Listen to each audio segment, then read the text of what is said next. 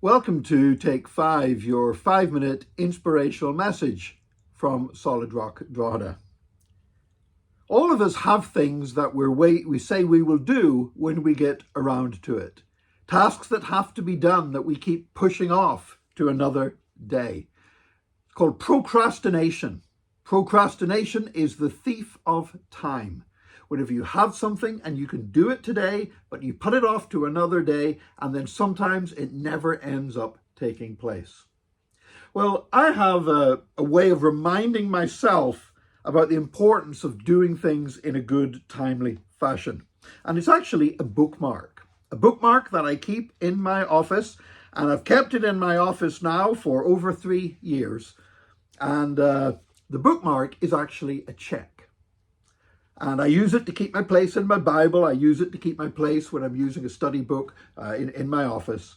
And the reason why I use this check is because of the date that's on the check. It's a check made out to me by a church in southern Florida near Fort Lauderdale. And the check is for $250. Paid to the order of Nick Park. Now, why, instead of this having been banked in a bank, is it just being used as a bookmark in my office? Well, the clue is in the date. The date this check was written is the 19th of February, 2020. And I was speaking at a missions conference in southern Florida. The church paid me this check as an honorarium. And normally in that circumstance, I would take it to a bank in that area. I would cash it. I would get it dealt with before I left the United States. On this occasion, I was in a hurry. And so I left it. I brought it away with me. I said, I'll deal with that when I get home. I flew back from the States, overnight flight, got back into Dublin. And almost immediately, I didn't even have time to get home. I had to fly then on from Dublin to Italy. I had some meetings in Italy. I then flew on from Italy to Germany, had some meetings in Germany. Finally got home, but had a stack of work, and the check still just sat on my desk. I flew to Nigeria for a week. Then when I was on Nigeria, I began to get reports that this COVID situation was getting worse, and that it was going to affect the way we do church and everything else. I had to fly home from Nigeria. I had to get things sorted. We did our first online service and all kinds of stuff like that in the church. And well, with one thing and another, I never did get the check cashed. That's quite an expensive lesson about procrastination. It's a lesson that teaches me not to put off till tomorrow something that I can do today.